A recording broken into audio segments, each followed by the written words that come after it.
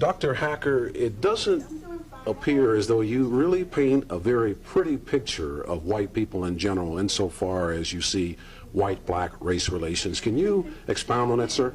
Well, interestingly, you use the phrase race relations. I don't think there are many relations between black and white people.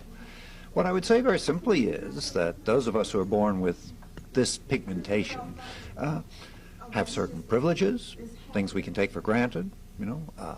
We have the safety, the security, so we don't want to lose this. Now, this also means that, and here's the unpleasant part, that so much of our safety, security, status comes from putting down black people, saying we're not like them.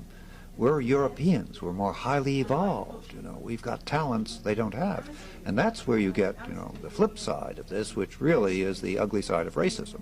Mm-hmm. Well, how much does sex and sexuality really have to do with race relations, particularly between white men and black men? Well, if you take white men and black men, let's take it two ways. Okay. If a white man is walking down the street and he sees a couple, a very attractive black man, really masculine, and with him a very attractive white woman, you know, very white, we'll make her blonde, you know. He looks at that woman and he wonders, this is the white man, what does she see in him? What do they do together? And it really drives him, us, up the wall, because she's a woman who could choose, you know, a white guy, but she chooses a black guy. And that really bothers us. And as a result, what we want to do is some way take that black man away, you know, because we begin to say, hey, is she having a better time with him, you know, in various ways than she can with me? And so he's competition for us. And you know how people react to competition. Now, let me give you the second aspect, because your question to me was black men and white men. Okay, take a bunch of people in my city, you know, white guys, you know, and they get together, they have some beers, and then they go to Madison Square Garden, you know, to watch the Knicks. Now, the Knicks are just about an all-black team. What are these white guys doing in the stand? Cheering on the Knicks. Here are these beautiful, glistening, hardly clad bodies, and these white guys are kind of cheering for them. Now, suppose I said to the white guy, hey, you got a thing about that? You attracted sexually to Oscar Ewing? He'd knock my teeth. Sorry, start again. You do the cutting. Oscar Ewing goes back to, he was one of Truman's bureaucrats. Oscar Robertson. Oscar, That's okay. Okay. You know, you attracted to Patrick Ewing. You know, he'd knock my teeth out. And yet, there can be some kind of erotic, you know, attraction there that no white real man would ever want to admit to. Hey, if I said to him, hey, you won the prize, you can go watch the Knicks in their shower room while they're showering, he'd really love that prize. You know, there's a lot going on here that we don't even want to bring up below from the surface. There's a real irony there, and of course it's a contradiction.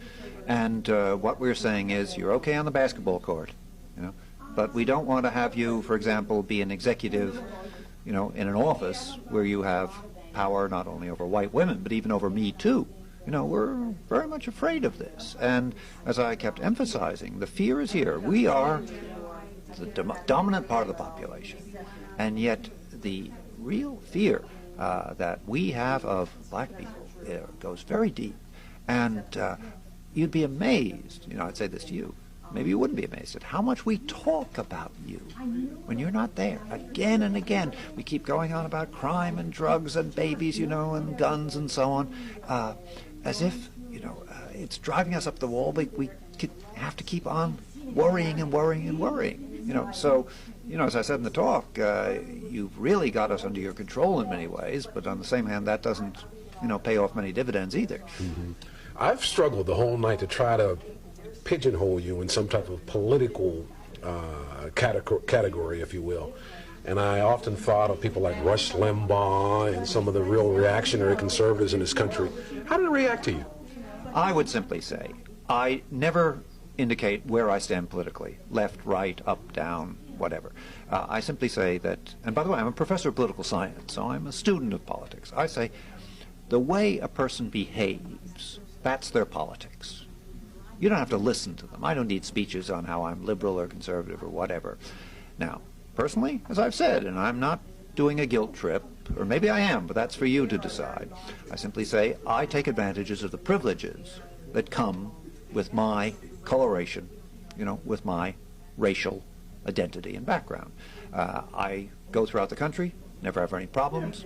I live very nice part of the city. I go into a fancy French restaurant. I'm welcomed.